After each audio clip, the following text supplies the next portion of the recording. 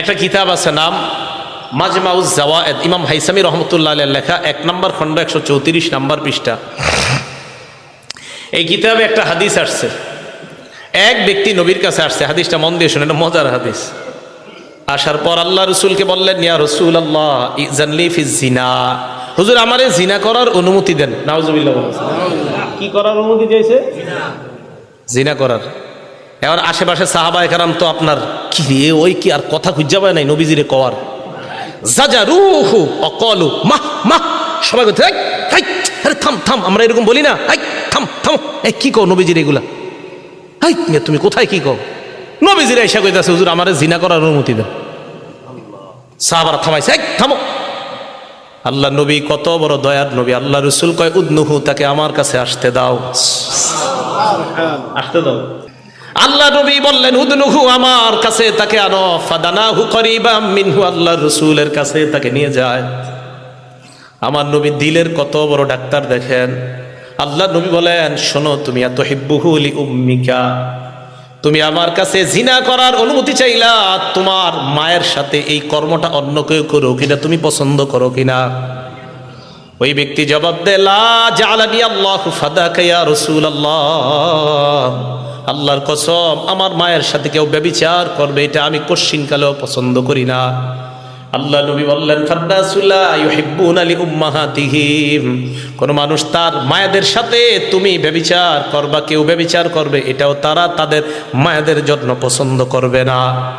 এরপর নবী বললেন, আতুহিব্বুহু লিইবনাতিক, তুমি কি তোমার মেয়ের সাথে অন্য কেউ অপকর্ম করুক, জিনা করুক পছন্দ করবা? জবাব দিলেন, লা ফাদাকা ইয়া রাসূলুল্লাহ জাআলানি আল্লাহু ফাদাক, আল্লাহর কসম এটা আমি অপছন্দ করি। আল্লাহ নবী বললেন, ফান্নাসু লা ইউহিব্বুনাহু লিবানাতিহিম, মানুষ তাদের কন্যার সাথে কেউ অপকর্ম করবে এটা পছন্দ করে না। নবী বললেন, আতুহিব্বুহু লিউখতিকা, তোমার বোনের সাথে কেউ অপকর্ম করবে পছন্দ করো কিনা? ওই ব্যক্তি জবাব দিলেন, লা। আল্লাহ নবী বললেন, ফান্নাসু লা ইউহিব্বুনাহু লিআখাওয়াতিহিম, কোন ভাই তার বোনের সাথে কেউ ব্যভিচার করবে এটা কোন ভাই চায় না। আতুহিব্বুহু লিআম্মাতিক, তুমি কি তোমার ফুফুর সাথে কেউ ব্যভিচার করে এটা পছন্দ করবা? জবাব দিলেন, না।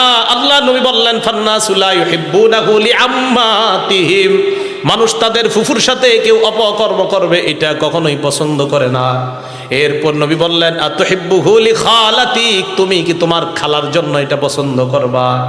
ওই ব্যক্তি জবাব দিলেন, লা ইয়া রাসূলুল্লাহ, খালার জন্য এটা পছন্দ করব না।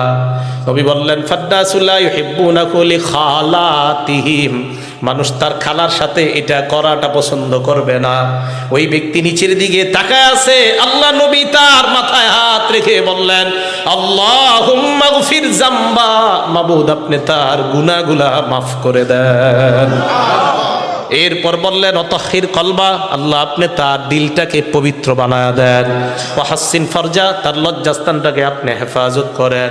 সাহাবারা বলেন, ফালাম ইয়াকুন যালিকাল ফাতা লাম ইয়ালতাফিত ইলা শাইইন, ওই যুবকের অবস্থা এমন হয়েছে, এরপর ওই যুবক কোন নারীর দিকে তাকানো দূরের কথা, কোন জিনিসের দিকে এইভাবেও ফিরা তাকাইতো না।